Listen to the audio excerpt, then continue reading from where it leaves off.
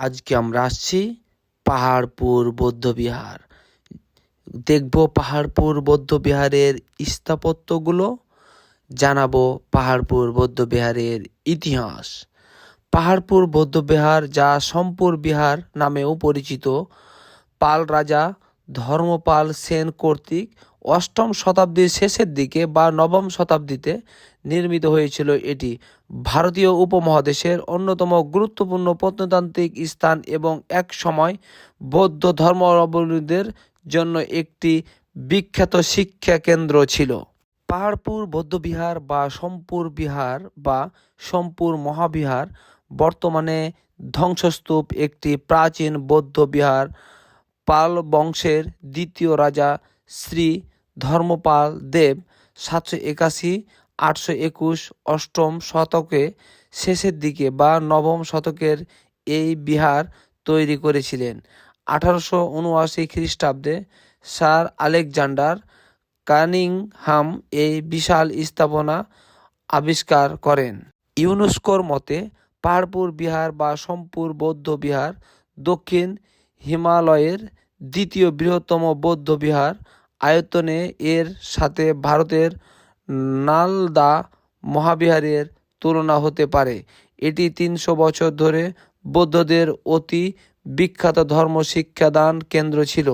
শুধু মহাদেশের বিভিন্ন স্থান থেকে নয়, বরং চীন, তিব্বত, মায়ানমার, তদ্রান্তিক ব্রাহ্মণদের, মালয়েশিয়া, ইন্দোনেশিয়া, কম্বোডিয়া প্রভৃতি দেশের বৌদ্ধরা এখানে ধর্মজ্ঞান অর্জন করতে আসতেন। খ্রিস্টীয় দশম শতকে বিহারের আচার্য ছিলেন অতীশ দীপং শ্রীজ্ঞান। 1985 খ্রিস্টাব্দে ইউনেস্কো এটিকে বিশ্ব ঐতিহ্যবাহী স্থান স্বীকৃতি প্রদান করে। সপ্তম শতাব্দীর মাঝামাঝিতে হিউয়েন সাং পণ্ড্যধনের আসেন, তবে তার বিস্তারিত বিবরণে সোমপুর বিহার ও মন্দিরের কোনো উল্লেখ নেই।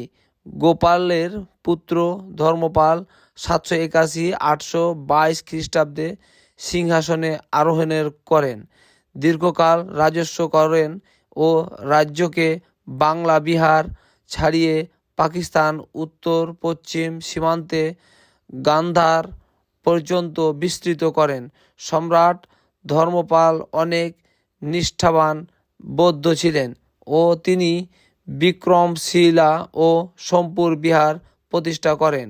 অন্য মতে বিখ্যাত তিব্বতেও ইতিহাস গ্রন্থ পাগ-সাম জোম ঝং এর লেখক অত্যন্ত সুস্পষ্টভাবে ধর্ম পালনে পুত্র দেবপাল 810-850 কর্তৃক সোমপুর নির্মিত বিশাল বিহার ও উন্মোচন মন্দিরের উল্লেখ করেছেন।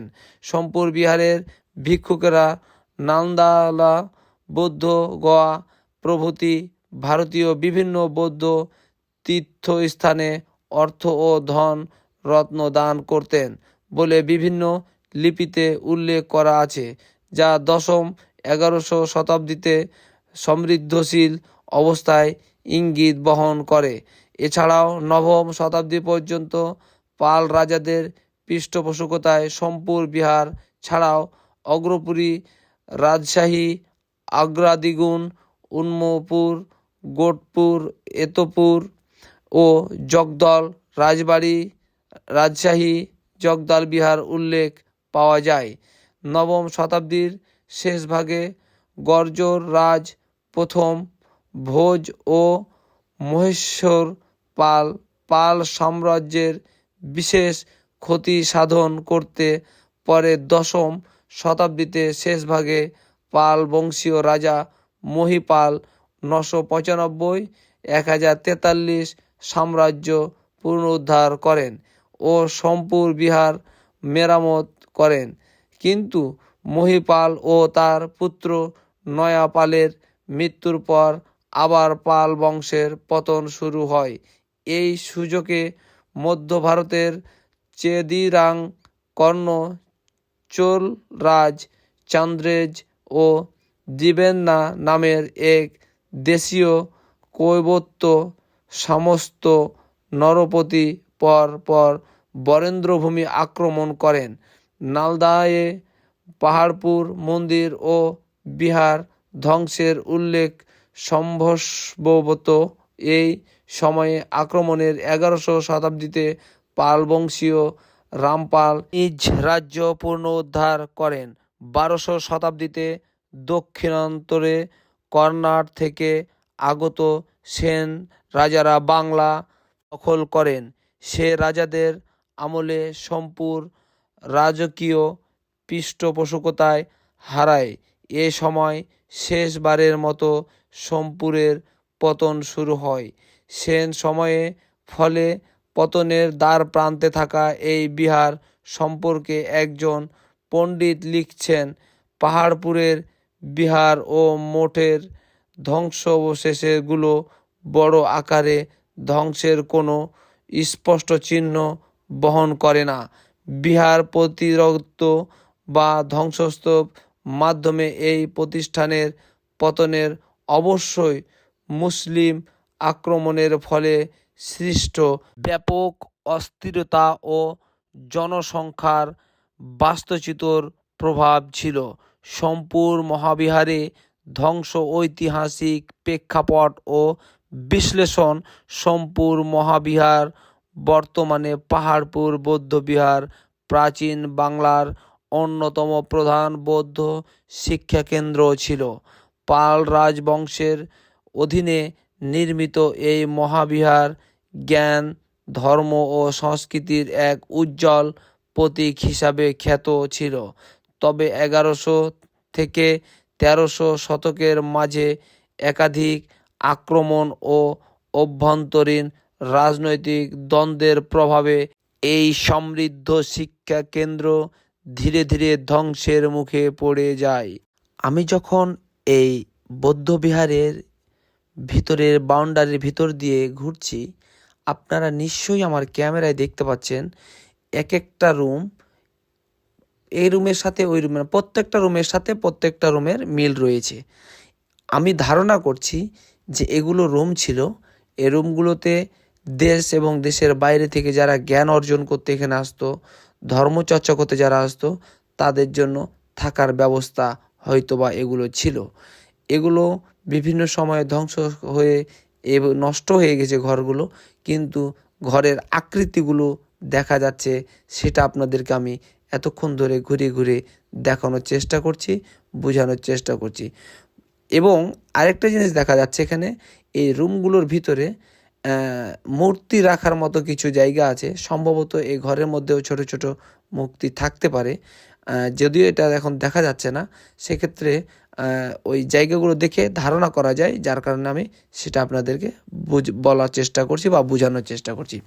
আমি আপনাদেরকে আজকে পুরো এই বৌদ্ধবিহার ঘুরে ঘুরে দেখাবো এবং দেখাবো বহু বছর আগে এই বাংলাদেশের মাটিতে এই বৌদ্ধবিহারে চীন, তিব্বত, মিয়ানমার, মালয়েশিয়া, আপনার পৃথিবীর বিভিন্ন রাষ্ট্র থেকে লোক ধর্মচর্চা করতে, জ্ঞান অর্জন করতে এই বৌদ্ধবিহারে আসতো, এই জায়গাতে আসতো যেখানে আমি আজকে ঘুরছি। হয়তোবা এখানে এক সময় ঢুকতে হলে পারমিশন নিয়ে ঢুকতে হতো। শাসক কত না শক্তিশালী ছিল, এই শাসক কত না জ্যোতিষ ছিল, জ্ঞানী ছিল, বুদ্ধিমতী ছিল, যে এত বড় একটা ধর্মচর্চা কেন্দ্র বৌদ্ধবিহার নির্মাণ করেছিল। আজকে দেখার জানি কেউ নাই, সেও তো নাই, তার আর কেউ নতুন প্রজন্ম কোথায় কে আছে তারও কোনো খবর নাই। এই জন্যেই বলা হয় সময়ের পরিবর্তন ঘটবে, বক্তার মৃত্যু ঘটবে, কিন্তু বক্তব্য এক জায়গায় থাকবে। বক্তব্য কখনো পরিবর্তন হবে না। আজকে আমি এই পাহাড়পুর বৌদ্ধবিহারে এসে বক্তব্য দিচ্ছি, আমি আপনাদেরকে ঘুরে ঘুরে দেখানোর চেষ্টা করছি। হয়তোবা আমিও একদিন থাকবো না পৃথিবীতে, অন্য কেউ এসে আপনাদেরকে এই বৌদ্ধবিহার নতুন কোনো প্রজন্মকে দেখানোর চেষ্টা করবে। তাই হিংসা, অহংকার এগুলো দূরে রাখুন। মানুষকে মানুষ হিসাবে মর্যাদা দিন, মানুষকে মানুষ হিসাবে ভাবুন। মানুষ মানুষের জন্যে, মানুষ এই পৃথিবীতে ক্ষণিকের জন্য আসছে। তাই বলবো, মানুষের পাশে দাঁড়ান, মানুষকে ভালোবাসুন, আর এই পৃথিবীর ঘুরে ঘুরে দেখুন পৃথিবীতে কত বড় বড় শাসক এসেছে, পৃথিবীতে কত বড় বড় শাসক এসে এই পৃথিবীতে রাজত্ব করে গেছে। আজকে জানি তার রেখে যাওয়া স্মৃতি সাক্ষ্য বহন করছে, কিন্তু তারা আর নাই। দেখুন, আমি যে জায়গাটাতে ঘুরতেছি, এখানে কিছু মূর্তি টাইলস আকারে হাতের কারুকাজ দিয়ে কত সুন্দর করে এই মূর্তিগুলো তৈরি করেছে। এক একটা মূর্তি এক এক রকম। আপনারা নিশ্চয়ই দেখতে পাচ্ছেন আমার ক্যামেরায়, এক একটা মূর্তি এক একভাবে তৈরি করা হয়েছে।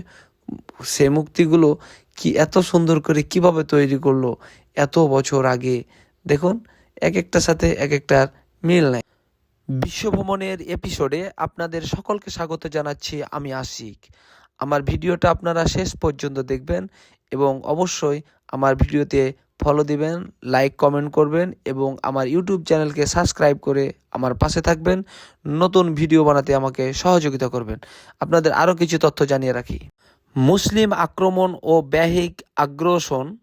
মুসলিম সেনাপতি ও আক্রমণ 1204-1200 শতকের প্রথম দিকে তুর্কি সেনাপতি মোহাম্মদ বখতিয়ার খলজির বাহিনীর বাংলার বিভিন্ন শিক্ষাকেন্দ্র লান্দা, তদন্তপুরী সহ আক্রমণ করে। অনেক গবেষক মনে করেন বখতিয়ার খলজির শাসনামলে এই অঞ্চলে অনেক বিহার ও মন্দির ধ্বংসস্তূপ হয়েছিল।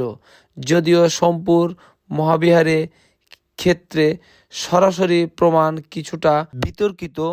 আক্রমণের সময় লুটপাট, অগ্নিসংযোগ ও বৌদ্ধ ভিক্ষুকদের গণহত্যা সংঘটিত হয়, যার ফলে প্রতিষ্ঠানটির মূল্যবান গ্রন্থাগার, শিল্পকর্ম ও স্থাপত্য নিদর্শন ধ্বংস হয়ে যায়। একটা সূত্রে জানা যায়, অভ্যন্তরীণ রাজনৈতিক দ্বন্দ্ব ও স্থানীয় শাসকদের ভূমিকা। স্থানীয় রাজনীতির প্রভাব। কিছু প্রাচীন শিলালিপি ও ঐতিহাসিক দলিল অনুযায়ী স্থানীয় হিন্দু শাসকেরাও রাজনৈতিক দ্বন্দ্ব ও সোমপুর মহাবিহারের ধ্বংসের পেছনে গুরুত্বপূর্ণ ভূমিকা পালন করেছেন। ঐতিহাসিক কিছু সূত্রে উল্লেখ আছে যে রাজা যাদবর্মা ও সম্মানের কোনো স্থানীয় নেতার আক্রমণে মাঠের প্রধান প্রতীক ও মঠাধ্যক্ষকে হত্যার ঘটনা ঘটে, যার ফলে বিহারের স্থায়িত্ব ভঙ্গ হয়। অভ্যন্তরীণ রাজনৈতিক অস্থিরতা ও শাসনের হস্তক্ষেপের কারণে শিক্ষাকেন্দ্রটি অপরিকল্পিতভাবে অবহেলিত ও পরিত্যক্ত হয়ে পড়ে। সোমপুর মহাবিহারে ধ্বংসের ফলে প্রাচীন বাংলার বৌদ্ধ ধর্মের অন্যতম প্রধান কেন্দ্র হারিয়ে যায়। বহু মূল্যবান ধর্মীয় গ্রন্থ, শিলালিপি ও শিল্পকর্ম মুছে যায়, যা পূর্ব এশিয়ার জ্ঞান ও সংস্কৃতির এক অপূরণীয় অংশ ছিল। এই ধ্বংস প্রক্রিয়া শুধু একটি ধর্মীয় প্রতিষ্ঠান না, বরং এক সময়ের সংস্কৃতি ও শিল্পমূলক ঐতিহাসিক পতনের পরিচয়। 2. অভ্যন্তরীণ অস্থিরতা ও রাজনৈতিক অস্থিরতা। কথা বলতে বলতে দেখতে দেখতে আমরা একেবারে শেষ প্রান্তে চলে আসছি। আপনারা ভালো থাকুন।